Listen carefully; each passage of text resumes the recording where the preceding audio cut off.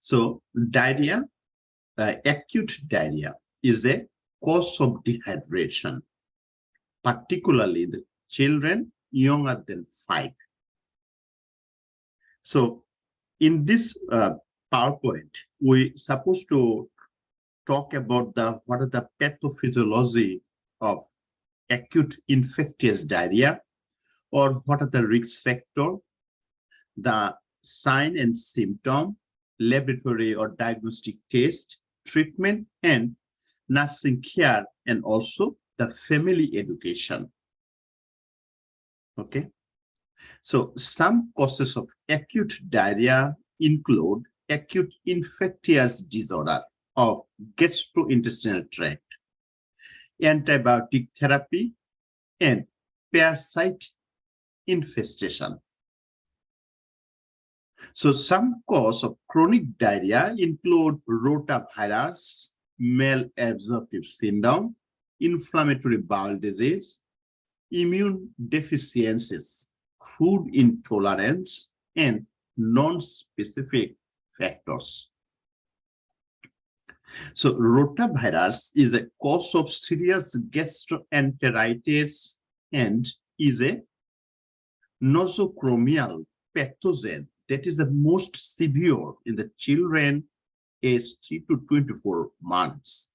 The children younger than 3 months of age have some protection because of maternally required antibiotics or antibodies. So this is the best gift by mothers, right? So acute infectious diarrhea, or basically when increases in stool frequency and loosely or watery stool, causes by a virus or bacteria or parasite. The most common cause of infectious diarrhea, we already read from this page, but I want to recap it. Rotavirus, most common. Viral infections, most common cause of diarrhea in the children less than 5 years old, transmitted via fecal oral route, and prevention with rotavirus by vaccine. And also another bacteria called Escherichia coli or E. coli, also another important cause.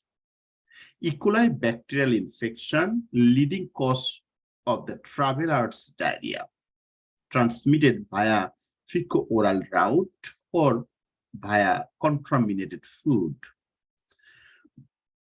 The cigatotoxic producing by Escherichia coli can cause bloody diarrhea or hemolytic uremic syndrome.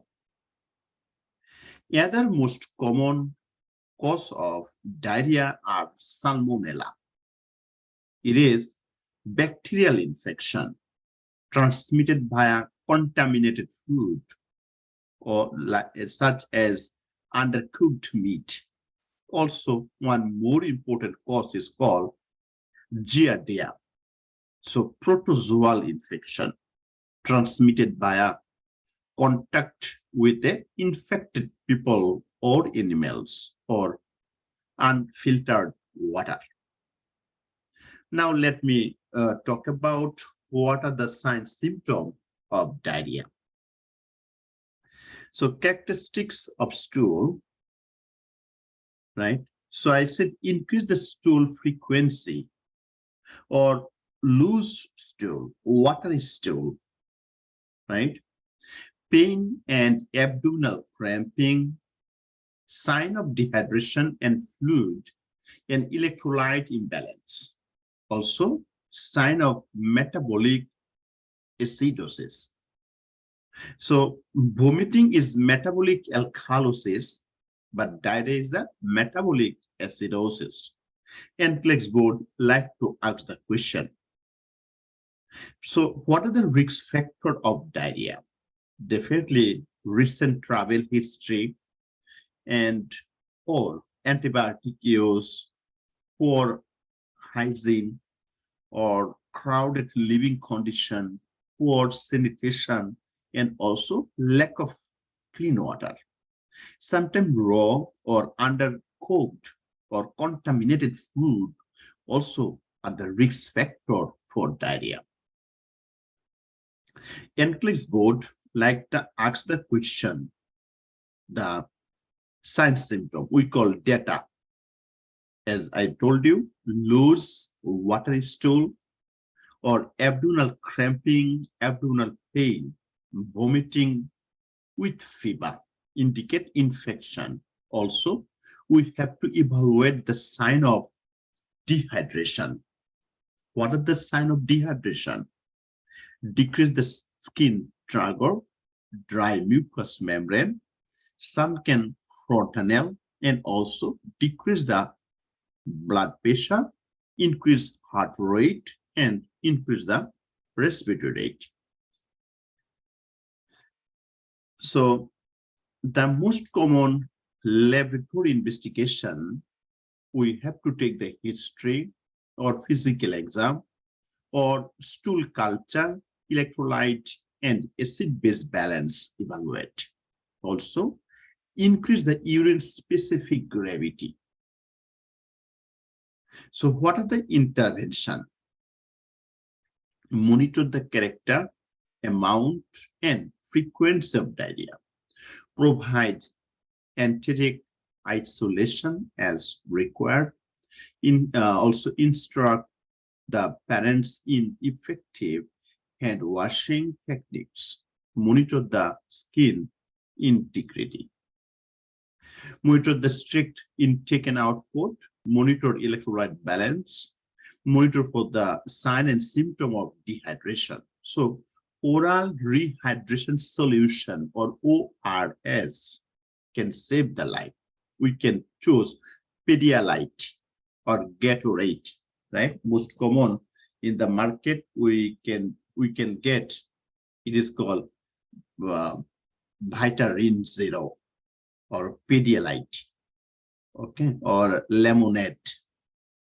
For mild to moderate dehydration, oral rehydration therapy with Pedialyte or a similar rehydration solution may be prescribed. Avoid carbonated beverages because they are the gas producing as well as the fluid that contain the high amount of sugar, such as apple juice.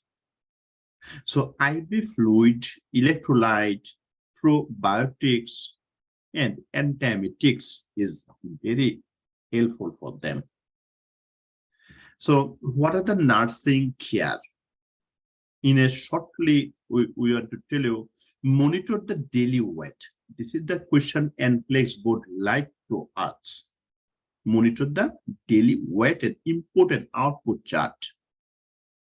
So for severe dehydration and nothing by mouth status may be prescribed to place the bowel at the rest and fluid and electrolyte replacement by the intravenous route may be prescribed.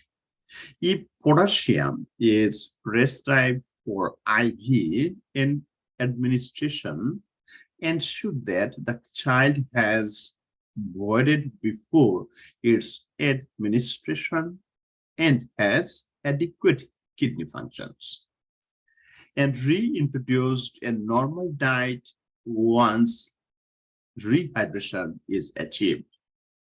The major concern when a child is having diarrhea are the risks of dehydration, the loss of fluid and electrolyte, and development of metabolic acidosis, right? So prevention and treatment of infectious disease is very important.